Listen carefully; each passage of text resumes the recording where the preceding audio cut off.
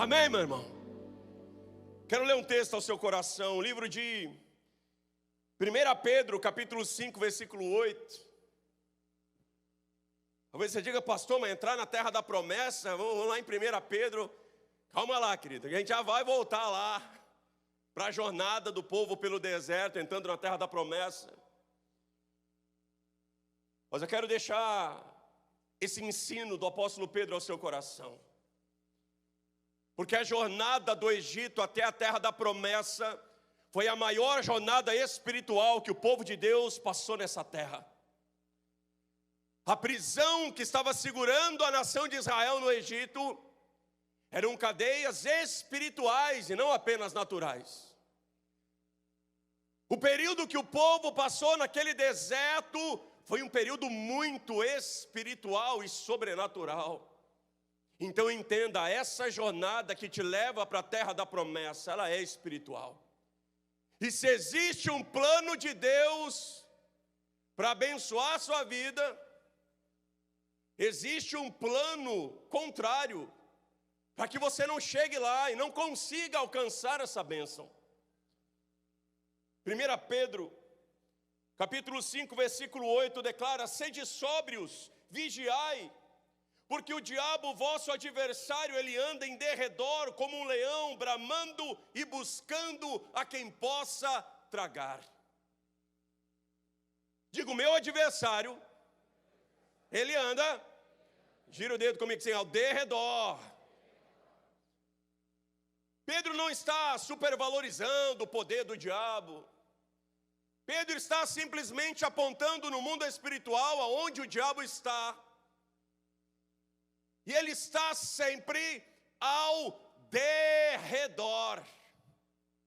Sempre ao derredor. Porque nunca no meio, e é o tema desta palavra. E é o que Deus ensinou para o povo antes de entrar na terra da promessa. Eu creio que se nós recebemos isso hoje já começa um novo tempo. O diabo está sempre ao derredor, porque Deus está no meio de nós. Deus é o centro, e é no centro que nós precisamos estar. Olha que interessante. A primeira instrução que Deus entrega ao povo de Israel naquela jornada em direção à terra da promessa. Levítico, capítulo 26, versículo 11, declara: e porei o meu tabernáculo no meio de vós. Olha o versículo aí. E porei o meu tabernáculo no... Isso, 5 pessoas. E porei o meu tabernáculo no... Isso, 30 pessoas.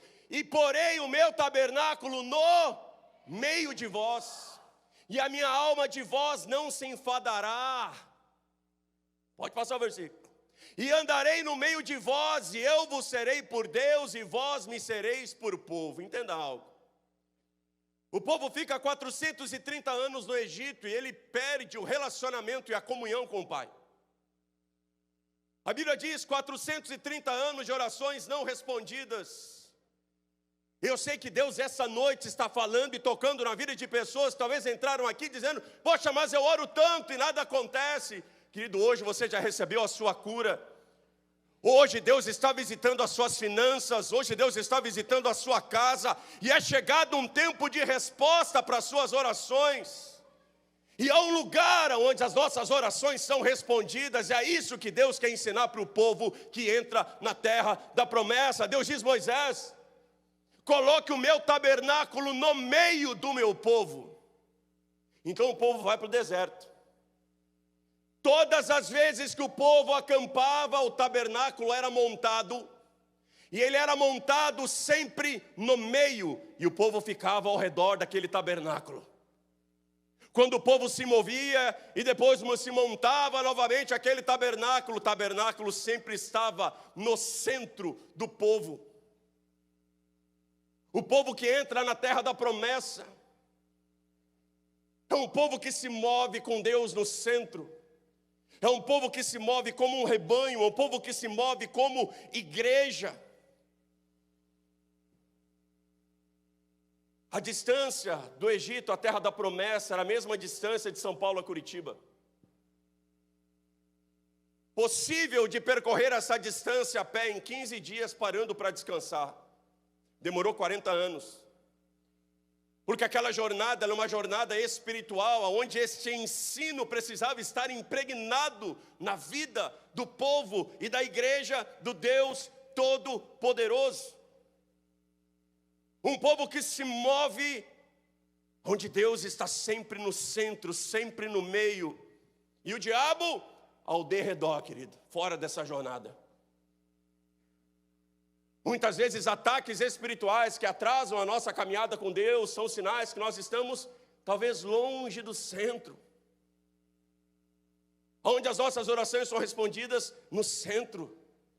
No centro da igreja tem GR, querido, tem comunhão, tem encontro com Deus, tem escola, tem virtude, tem poder, tem quebrantamento, tem salvação, tem as boas novas do Evangelho do nosso Senhor Jesus. João capítulo 10, versículo 16. Declara: ainda tenho outras ovelhas que não são deste aprisco. Está falando de nós.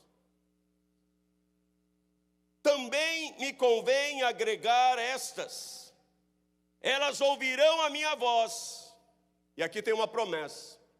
E haverá um rebanho e um pastor. Diga: haverá um rebanho e um pastor. Diga: haverá um rebanho e um pastor. Isso é promessa, por isso nós estamos aqui. Qualquer igreja que você entrar, querido, tem um rebanho e tem um pastor. Qualquer ponto de pregação que você entrar, tem um rebanho, tem uma galera reunida, e no altar tem um pastor. Qualquer ministério que você entrar, tem um rebanho, tem um povo ali reunido, e tem um pastor. Isso é promessa. Haverá um rebanho, um povo que se move com Deus Todo-Poderoso no centro. Por que Pedro traz esse ensino para a igreja? E ele compara Satanás com um leão. Essa carta foi enviada para um lugar que hoje se chama Turquia. Há 120 anos não existem mais leões na Turquia soltos, mas nessa época havia, e muitos. Então era muito comum que as pessoas que saíam das suas casas ou se afastavam para trabalhar ou iam até o campo, que elas tivessem um encontro com o leão. Então quando Pedro envia essa carta para a igreja, ele diz: olha, Satanás é como um leão. O povo dessa época entendeu. Ele não está falando do leão preguiçoso que a gente tem no nosso zoológico aqui. Alguém já foi ver aquele leão? Rapaz, é um leão preguiçoso. Para ele levantar com pressa é 30 minutos. Olha, o leão deu um rugido, é um bocejo. Ele só deu uma bocejada ali. Então a gente olha aquele leão e acha bonitinho, bate uma selfie. Mas é diferente de você estar com esse leão no zoológico, ou cara a cara com o leão, no meio da floresta. Quando Pedro diz, Satanás é como um leão, essa igreja pega. Então eu entendi como é que funciona. Porque um leão, ele sempre anda atrás de um rebanho, no derredor de um rebanho. Estamos falando da Turquia. Geralmente o que tinha lá para o leão comer era um rebanho de búfalos. E de uma forma bem simples, né? Se você assiste aí Discovery Channel e Animal Planet,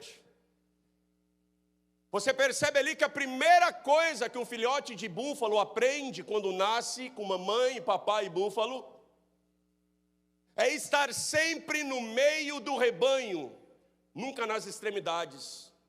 Nunca beber água sozinho, nunca entrar na floresta sozinho, nunca sair por aí curioso. Os filhotes estão sempre no centro do rebanho. Quando o filhote tenta sair, a mãe e o pai vão lá e levam ele de volta para o centro. Quando Pedro faz essa analogia, a igreja entende que espiritualmente sim, nós somos um grande rebanho, estamos sendo conduzidos pelo Deus Todo-Poderoso à terra da promessa. Mas o lugar mais seguro para você estar dentro dessa igreja, dentro desse rebanho, é no centro da vontade de Deus para a sua vida. Vamos para essa jornada no deserto. De dia Deus era uma grande nuvem. E a nuvem se movia protegendo o povo do sol. qual era o lugar mais seguro e fresquinho debaixo da nuvem? No centro. Porque quem ficava na borda da nuvem corria o risco de tomar um torrão, uma insolação. De repente, poxa, está quente aqui, a nuvem já tinha se movido. Mas quem estava no centro, estava sempre na sombra, estava sempre protegido. De noite, Deus se manifestava como uma coluna de fogo, que aquecia o povo do frio e espantava os animais peçonhentos. Diga para mim, qual era o lugar mais seguro para o povo de Israel dormir? Aonde? No centro. No centro era quentinho. No centro nenhum animal perigoso chegava perto. Mas e quem acampasse longe do centro? Passava frio e corria o risco de ser picado por uma cobra ou por um escorpião. Deus diz: Moisés, monte o meu tabernáculo no centro. O meu povo precisa aprender a caminhar comigo no centro. Qual é o lugar mais seguro que me leva à terra da promessa o mais rápido possível? No centro da vontade de Deus. Mas andar no centro do rebanho tem alguns desafios. Por exemplo, um grande rebanho de búfalos. O búfalo que está exatamente no meio daquele rebanho, qual é o maior problema dele? Primeiro problema, ele não consegue ver nada.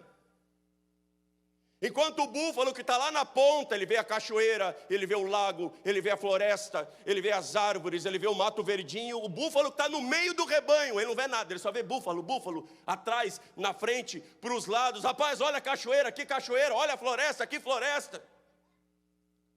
E um dos grandes desafios de andar no centro da vontade de Deus é que nem sempre a gente consegue ver tudo naturalmente.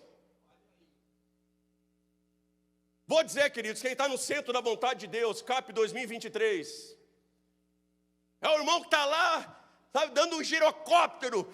E, rapaz, você viu o que aconteceu? Eu disse: rapaz, não vi. Mas eu estava lá, eu estava levando a água. Cadê o Zé aqui? O Zé não viu o congresso inteiro, meu irmão, foi honrado em cima do altar. Ah, você viu aquilo, você viu aquele outro, você viu todas as palavras, você viu todas as ministrações. Eu estava servindo, eu estava orando, eu estava intercedendo. Eu estava repondo a comida, eu estava limpando o chão, eu estava recebendo as pessoas.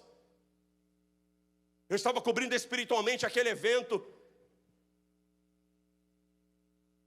Assim como Deus tem levantado uma geração de homens e mulheres nesse lugar cheio do Espírito Santo. Dentro da sala do Ministério Infantil, meu irmão. Primeira oportunidade ministerial que eu tive nessa igreja. Fui deixar minha filha no Ministério Infantil, não tinha professor. Eu entrei com a minha filha, o professor não veio. Aí algum pai veio e disse: ó, está aqui, professor. Aí o outro veio: ó, está aqui, professor. O outro grudou na minha perna, outro grudou na minha perna. Aí o diácono olhou para mim e disse: agora, foi agora, vai ter aula. Senta aí. Vamos aprender sobre Jesus. Pastor, mas você não viu o culto? Centro do rebanho, o coração dessa igreja, querido. Eu sei que Deus está falando com pessoas que muitas vezes não conseguem se envolver intensamente na igreja, porque acham que o seu ministério é de fiscalização de tudo. Sempre anda com a igreja com uma prancheta, louvor, 8,5. O que ninguém sabe é que ele toca violão, mas só não vem no altar, né? Sem palavra, 7. Que ninguém sabe que ele já leu a Bíblia muitas vezes, tem muitas palavras guardadas no seu coração e nunca ministrou. Diaconato, 9,5. Vou dar uma moral para eles, né? Vem com o fiscal, vem como um fiscal na igreja. Acha que tem que ver todos os detalhes. Quem está no centro da vontade de Deus não tem tempo para reclamar do irmão, não tem tempo para reclamar do louvor, não tem tempo para julgar o pregador, não tem tempo para questionar o ar-condicionado, querido.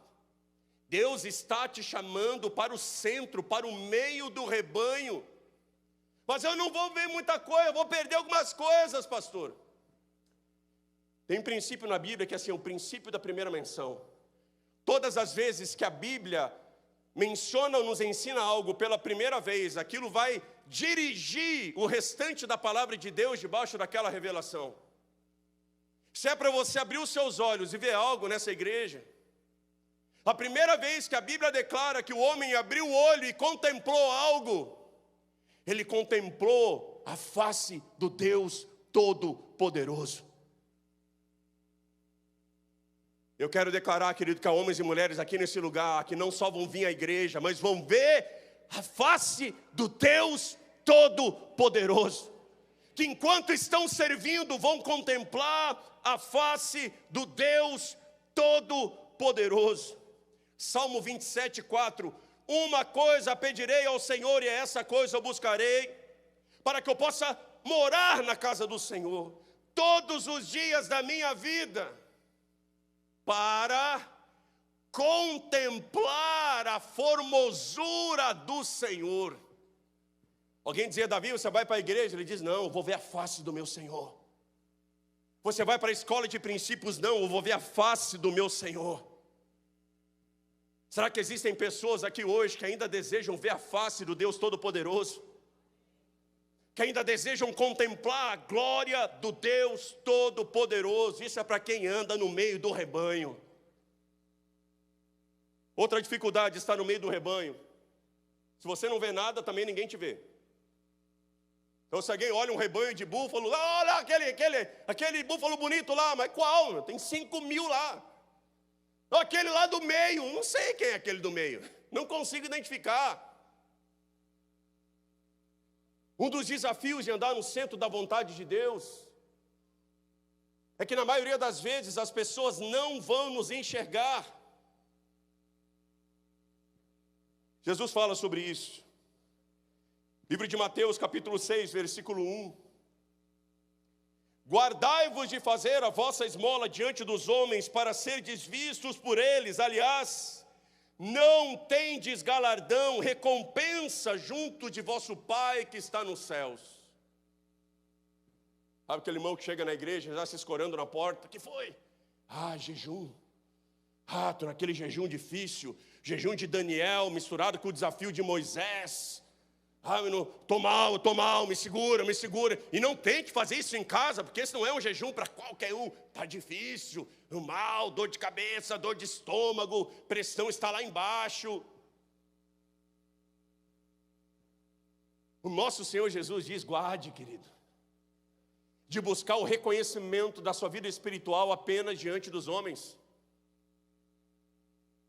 No mesmo texto lá de Mateus 6, mas no versículo 5 declara: e vós, quando orares, não sejais como os hipócritas que se comprazem em orar em pé nas sinagogas, às esquinas das ruas, para serem vistos pelos homens. Em verdade vos digo que já receberam o seu galardão. Mas tu, quando orares, entra no teu aposento e, fechando a tua porta, ore a teu Pai que está em secreto. E o teu Pai que te vê em secreto te recompensará publicamente.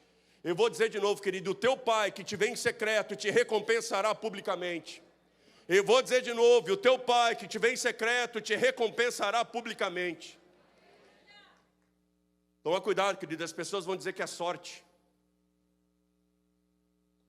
Mas você cresce quando Deus vê orações que as outras pessoas não veem. Quando Deus vê as madrugadas que as outras pessoas não veem. Quando Deus vê lágrimas que as outras pessoas não veem. Quando Deus vê o jejum, a esmola e o seu sacrifício no oculto, no secreto. O anjo diz: Cornélio, as suas orações estão como um memorial diante de Deus, não diante dos homens. Mas nos céus havia um memorial, uma estátua de Cornélio. Os anjos diziam: mas o que é isso? Rapaz, essa é a vida de oração de Cornélio. Oculta diante dos homens, mas gigantesca diante do Deus Todo-Poderoso. O Deus que vê o seu secreto, Ele está aqui hoje, querido. Ele está aqui essa noite. Ele é o mesmo ontem, o mesmo hoje, o mesmo sempre. Ele é fiel para honrar a sua vida em secreto. Qual a última vez que você orou uma noite inteira? E não é porque a igreja estava em uma vigília de oração. É porque você estava em uma vigília de oração com o seu Deus. Qual foi a última vez que você viu alguém e não precisou bater uma foto, ou fazer uma publicação, ou ganhar algum mérito em relação a isso? Qual foi a última vez que no seu secreto você fez o seu melhor para o Deus Todo-Poderoso? Estar no meio do rebanho é estar em um lugar longe do aplauso e do reconhecimento de outras pessoas. Um dos maiores desafios ministeriais da igreja é depender da aprovação do próximo. Como é que está o meu tempo aqui? Eu vou contar uma experiência que eu tive, um testemunho. Tem testemunho, tem um testemunho, esse é o testemunho. Quem prega a palavra aqui, quem ministra, você sabe quando Deus te dá uma boa palavra, né, Rafa? Porque a gente é ministrado antes de ministrar, então às vezes acontece de Deus te dar uma palavra e você sabe que você vai chutar e é gol. Então você já sobe no altar com o peito estufado porque o profeta chegou. E você sabe que o negócio vai ser bom e Deus me deu uma ótima palavra para um grande culto lá em Florianópolis. Só que dentro dessa palavra eu falava sobre Moisés, eu falava sobre Noé, e eu falava sobre Ló.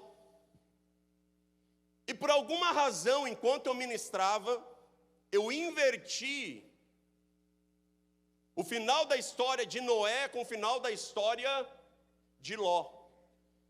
Então eu achando que estava arrebentando assim, eu disse, Moisés entrou na caverna com as suas filhas e foi estuprado pelas suas filhas, engravidou as filhas. Esse é o final da história de Ló, para quem não conhece. E eu terminei a palavra, achei que eu tinha arrebentado.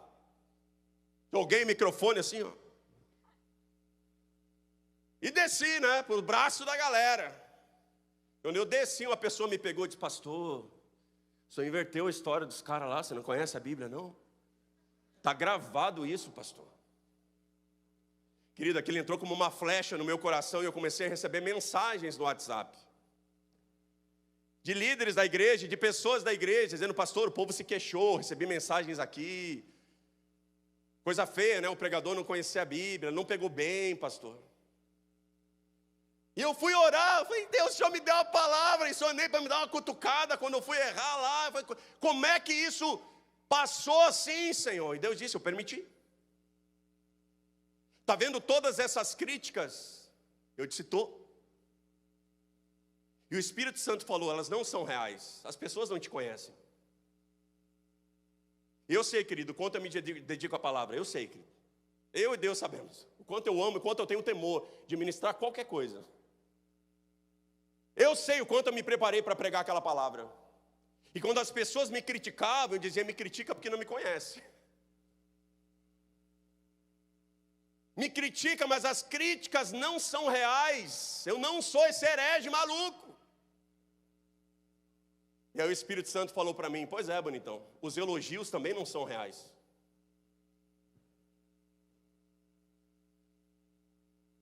Os elogios também não são reais, porque você pregou uma boa palavra, ou fez uma oração bonita, ou teve uma atitude de caráter.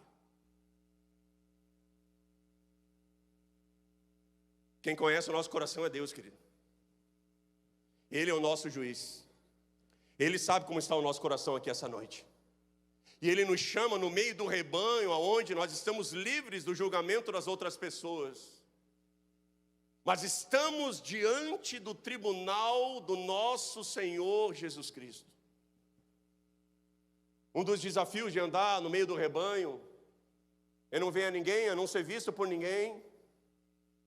E é andar meio espremido. Só quem andou no meio de uma multidão sabe que é andar espremido. Alguém já foi aqui num evento, num show, tinha muita gente.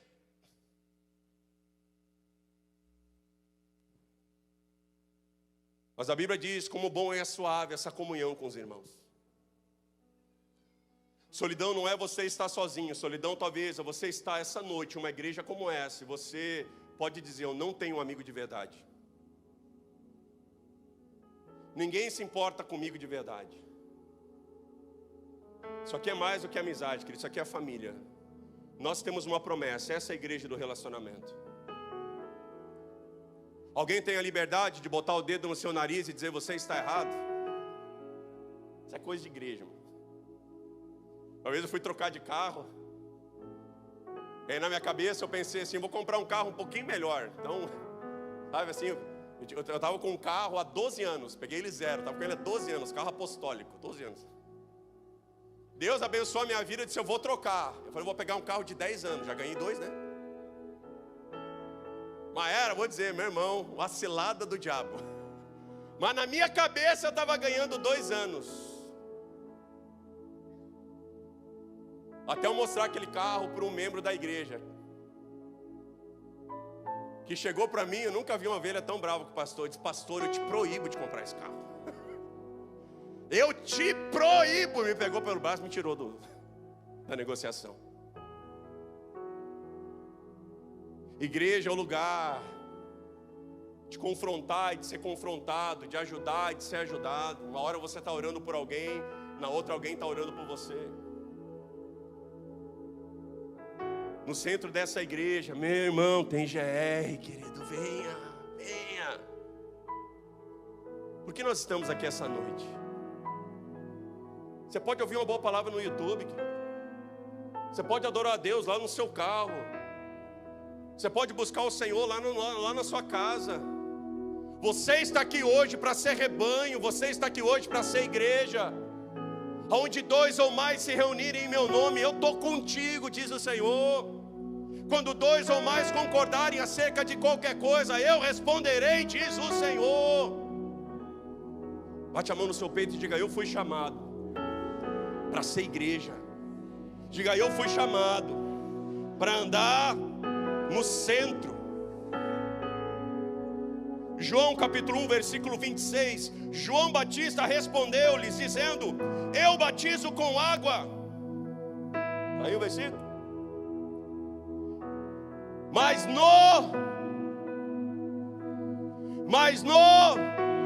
aonde está Jesus?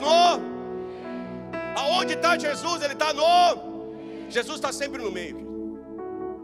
Ele está no meio de vós, mas vós não o conheceis. Há pessoas que querem andar no rebanho há muito tempo e não tiveram uma experiência real com Cristo. Você está andando ao redor, querido, vem para o centro. No centro Jesus cura, no centro Jesus liberta. No centro Jesus muda a nossa história. Se coloque de pé.